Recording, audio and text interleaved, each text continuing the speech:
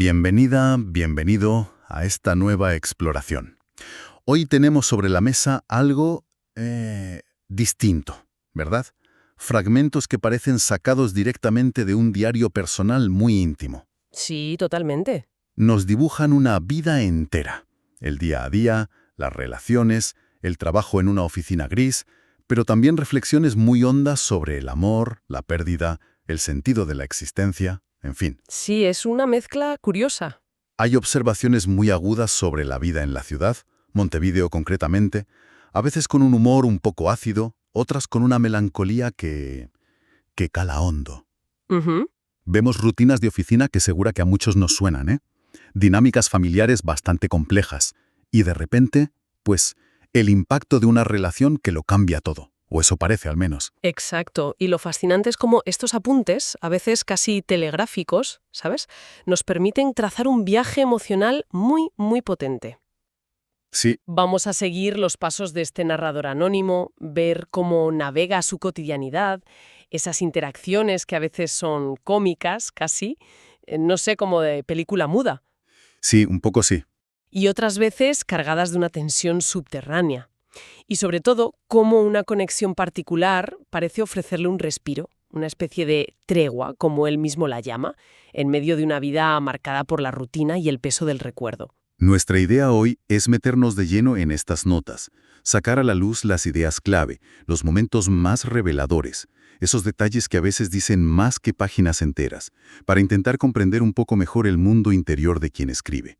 Así que, si te parece, empezamos a desgranar esto. Venga, perfecto. Lo primero que salta a la vista es cómo este hombre observa su entorno. Es un cronista detallista de lo cotidiano. Describe Montevideo casi como un personaje más, ¿no? Totalmente. La gente anónima en los ómnibus, los viejos en las plazas tomando el sol, las madres jóvenes. Hay una sensación muy fuerte de rutina casi asfixiante a ratos. Ya, se palpa.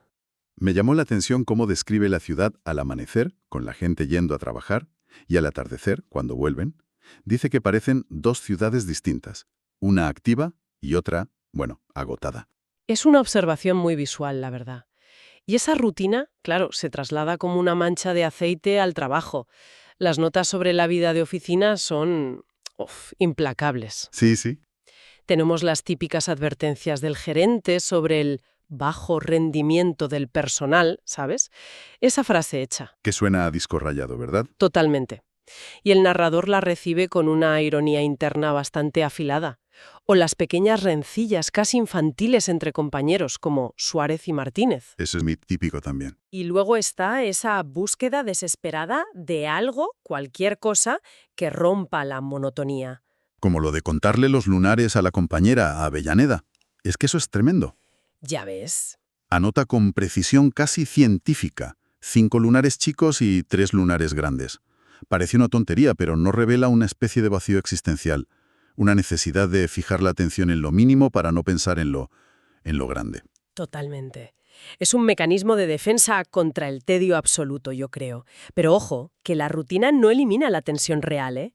Hay momentos de auténtico miedo. Claro. Como cuando el gerente usa la palabra desidia y el narrador siente que su puesto peligra. Esa angustia por la precariedad laboral, a pesar de odiar la monotonía del trabajo. Es una constante muy actual, por cierto. Pues sí, lamentablemente. El trabajo que comparte con Avellaneda, buscando diferencias en listados interminables, es otro ejemplo perfecto de esa evasión en lo minúsculo, en lo casi absurdo. Contar lunares, buscar erratas, vamos, cualquier cosa vale para escapar mentalmente. Y fuera de la oficina, también hay encuentros inesperados que los acuden. Ese episodio con el borracho en la calle, a mí me pareció potentísimo. Sí, mucho. Le dice con una luz especial en los ojos, algo como, ¿sabéis lo que me pasa? Que no vais a ninguna parte. Una frase, brutal, que según escribe, le deja pensando horas. Es tremenda. ¿Es una verdad incómoda que le lanza un desconocido o es una proyección de sus propios miedos? O las dos cosas. Probablemente ambas cosas, sí. El borracho actúa como un espejo inesperado, una voz externa que verbaliza una sensación de deriva que él mismo intuye, pero quizás no se atreve a formular tan crudamente. Claro. Y algo parecido ocurre con ese encuentro con un tal Mario Viñale, que lo reconoce de una antigua dirección de la calle Bransen. El narrador apenas lo recuerda y esa dificultad para conectar con su propio pasado le genera una perplejidad, una sensación de extrañeza ante sí mismo. Son como pequeñas grietas, ¿no? En la fachada de normalidad que él intenta mantener. Y hablando de fachadas y relaciones, las dinámicas familiares que describe son, otro mundo. Totalmente.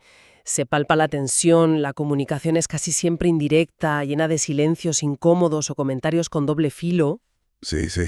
Surgen las preocupaciones económicas, como cuando anuncian la subida del alquiler, y la reacción de los hijos, Jaime y Blanca, es de una aparente indiferencia que parece más bien un escudo protector. Ya. Jaime, por ejemplo, se atrinchera detrás del periódico durante la comida, un gesto que al narrador le irrita profundamente. Lo ve como una falta de respeto.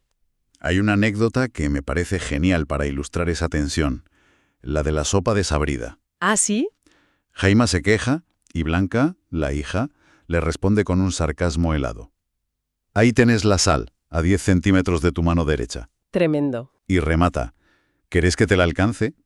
Esas pequeñas pullas, esa agresividad pasiva constante, definen muy bien el ambiente, ¿eh? Es un microcosmos de relaciones enquistadas, la verdad. Y luego está la aparición de personajes externos, como ese Viñale, compañero de Jaime, que empieza a frecuentar la casa. Ajá. La reacción del narrador es de juicio inmediato y desconfianza. Lo describe como un tipo medio pelado, de bigote, y sentencia internamente que es buena pieza. Aunque Blanca lo defiende, la incomodidad del narrador es evidente. Contrasta mucho, ¿verdad? Con la actitud más formal, aunque igualmente distante, que mantiene con el novio oficial de Blanca. Parece que Viñale representa algo que le inquieta más. Quizás esa mediocridad que él teme ver reflejada. Puede ser, puede ser. Y en medio de todo esto, como una sombra constante, está la ausencia de la madre, fallecida, Isabel. Es un tema que vuelve una y otra vez. Sí, es recurrente. Esteban, el hijo menor, asegura recordarla con nitidez, mientras que el narrador confiesa con dolor que su propia memoria es mucho más fragmentada, que se basa en recuerdos de recuerdos. Qué duro eso. Y aquí tocamos un punto clave. La memoria, el duelo no resuelto, quizás enquistado. La pregunta que se hace es desgarradora. ¿Será posible que él, Esteban, que solo tenía 4 años, posea la imagen y que a mí, en cambio, no me quede nada? Es una reflexión brutal sobre cómo funciona el recuerdo, el dolor y quizás, no sé, la culpa. Y justo cuando parece que todo es rutina gris y memoria dolorosa, la narrativa da un vuelco. Entra en escena Laura Avellaneda, la compañera de los lunares, ¿te acuerdas? Ujú. Claro. Bastante más joven que él.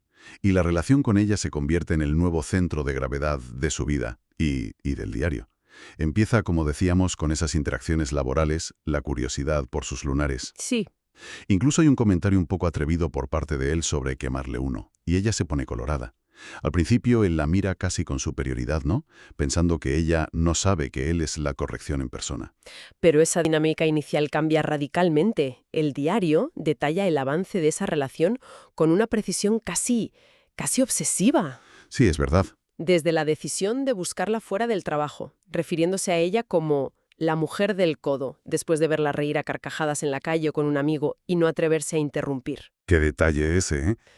Hasta la primera cita, que es un pequeño desastre porque intenta besarla torpemente en la puerta de su casa. Incluso describe la visita a esa casa fijándose en detalles muy concretos, como los sillones que parecen 2 enanos peludos o una mancha específica en la alforma. Esos detalles son muy reveladores, ¿no? Muestran cómo Avellaneda empieza a llenar por completo su campo de atención, desplazando la monotonía anterior. Es casi como si volviera a ver el mundo en color por primera vez, en mucho tiempo. Absolutamente. Es un despertar sensorial y emocional. Y entonces llega la conversación clave, cuando él, de forma bastante directa, le confiesa que está enamorado. Ujú. La respuesta de ella es, desconcertante y abre un montón de interrogantes. ¿Qué quiere decir eso? Vaya pregunta. Esa pregunta marca una diferencia fundamental en cómo entienden la relación, quizás el amor mismo. Él parece buscar una fusión casi adolescente, ella parece más anclada en el presente, quizás más pragmática o simplemente, no sé, sorprendida por la intensidad de él. ¿Puede ser? A pesar de esa respuesta ambigua, él sigue adelante y le propone alquilar un apartamento juntos. Está claro que para él esta relación es un salvavidas, un renacer. Sí, él la llama explícitamente su tregua. Y esa palabra es clave. Se siente vivo de nuevo, rejuvenecido. Claro. Lo contrapone una y otra vez a su vida anterior, a esa existencia gris marcada por la oficina y el recuerdo constante, casi fantasmal, de Isabel. Hay una reflexión durísima, creo que escrita un domingo, donde se pregunta, ¿qué he hecho de mi vida? Sí, ese es terrible. Y en ese momento, la relación con Avellaneda parece la única respuesta válida, la única tabla de salvación. Se nota también una recuperación de la sensualidad, del contacto físico. Recuerda detalles del cuerpo de ella con una intensidad que contrasta con la dificultad para evocar el rostro de su esposa muerta. La irrupción de Avellaneda, como era de esperar, provoca reacciones diversas y complejas en la familia. Blanca, la hija, anuncia su propio compromiso casi inmediatamente después de enterarse. Justo después, sí. ¿Es una coincidencia?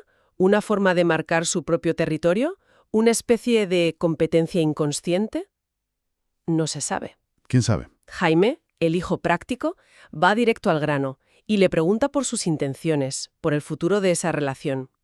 Esteban, el menor, sigue en su línea más silenciosa, pero parece aceptarlo con más naturalidad. Hay una escena muy tensa donde Blanca le pregunta directamente a su padre, ¿me tenés confianza? Justo después de que él le confirme la relación. Es un momento cargado, ¿eh? Muchísimo. Donde parece que se juegan muchas cosas no dichas sobre la lealtad familiar, la memoria de la madre, en fin. Exacto. Y la reacción de Blanca cuando se entera de que Avellaneda tenía novio antes es muy reveladora, casi un reproche directo. Así que se acordaba de mamá, Uf, como si el hecho de que su padre rehaga su vida fuera una traición a la memoria de Isabel, un terreno que ella parece considerar suyo en exclusiva. sí, da esa sensación. Es interesante ver cómo, en medio de este torbellino emocional personal, el narrador se siente con fuerzas para darle consejos matrimoniales a Viñale, ese compañero de Jaime al que antes juzgaba. Es verdad. Quizá es una forma de proyectar una seguridad recién adquirida, aunque sea un poco, impostada. Puede ser. Y mientras vive esta tregua amorosa tan intensa, no desaparecen las grandes preguntas existenciales. Siguen ahí, quizás incluso con más fuerza, ¿no? Pues sí. Duda de su fe, reflexiona sobre Dios de una forma muy personal, a veces siente su presencia, otras lo ve como una construcción humana necesaria, pero llega a decir algo fascinante. Francamente, no sé si creo en Dios. A veces imagino que, si Dios no existiera, no habría de disgustarle esta duda. Es una honestidad. Brutal, sí. Esa reflexión sobre la duda como algo no necesariamente opuesto a la fe es muy profunda. Muestra una búsqueda intelectual y espiritual constante. Y por supuesto el tema de la pérdida sigue siendo el bajo continuo de toda su existencia. La muerte de Isabel fue el punto de inflexión radical. Claro. Él mismo se pregunta si la clave de su frustración vital no reside precisamente en esa muerte temprana. Y en ese contexto, Avellaneda es claramente ese respiro, esa pausa en un duelo que parece no haber terminado nunca de elaborar. Ajá. ¿Pero es una elaboración real o una simple distracción? Esa es la gran pregunta, sí. Y es fascinante cómo contrasta la forma de recordar a ambas mujeres. De Isabel le cuesta reconstruir el rostro, la imagen visual se le escapa, pero afirma recordar con una viveza asombrosa las sensaciones físicas. Puedo volver a sentir en mis manos el tacto particular de su cintura, de su vientre, de sus pantorrillas, de sus senos. Es una memoria casi puramente táctil, ¿no? Sensorial. Exacto. Con Avellaneda, en cambio, la experiencia es presente, vibrante, llena de detalles visuales y sensoriales, pero anclada en el ahora que compartían. Es como si fueran dos tipos de memoria completamente distintos. Pero esa tregua, ese presente vibrante, se rompe de la forma más abrupta y cruel posible, con la muerte repentina de Avellaneda. Sí, eso es. Demoledor. El diario registra un momento de felicidad casi plena justo antes del final, un 5 de julio que él marca como el hecho más importante de mi vida, y termina esa entrada con una súplica casi infantil. Yo recé, que dure. Uf. Una frase que, leída a posteriori, resulta absolutamente demoledora. La caída después de eso es total, claro. La desesperanza vuelve con más fuerza que nunca. La rutina de la oficina, los domingos grises, todo se siente ahora infinitamente más vacío, más absurdo. Ya me imagino. La propia palabra Avellaneda, que antes era sinónimo de vida, de futuro, de tregua, se resignifica de la manera más trágica posible. Avellaneda, la palabra significa no está, no estará nunca más. Es el cierre definitivo de esa ventana de luz. Es un golpe brutal, desde luego. Y en medio de ese dolor, o quizás después, aparece esa reflexión sobre la felicidad que le cuenta la madre de Avellaneda, usando la metáfora del pájaro azul de Maizerly. Sí, es una reflexión muy interesante esa. Viene a decir que la felicidad real quizás no es ese ideal brillante e inalcanzable que perseguimos, como el pájaro mágico de la obra, sino algo mucho más cotidiano, más modesto. Ajá, que quizás muchos presuntos desgraciados son en realidad felices a su manera, sin saberlo, porque su concepto de felicidad es tan elevado que nunca lo alcanzan. Y al final el pájaro azul resulta ser un pájaro común y corriente. Es una llamada a valorar lo pequeño, lo presente. A lo largo de todo el diario, más allá de los eventos, es muy interesante ver cómo se percibe él a sí mismo, ¿verdad?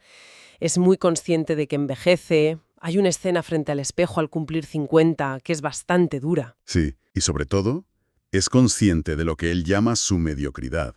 Hay una frase terrible que dice algo así como: lo más trágico no es ser mediocre, sino saber que se es así y no conformarse. Uf, qué lucidez. Esa lucidez sobre sus propias limitaciones es dolorosa. Es una autoconciencia implacable, sí, pero esa misma lucidez también le permite registrar sus sentimientos con una profundidad notable. No es un personaje plano. A pesar de su autopercepción de mediocridad, es capaz de sentir con una intensidad enorme, como demuestra la relación con Avellaneda. Claro. Y aquí la memoria vuelve a ser clave. ¿Es fiable este diario? Es fragmentada, es selectiva, seguro que hay autoengaño y justificación. El propio acto de escribir el diario es un intento de fijar esa memoria, de darle un sentido, pero ¿qué sentido?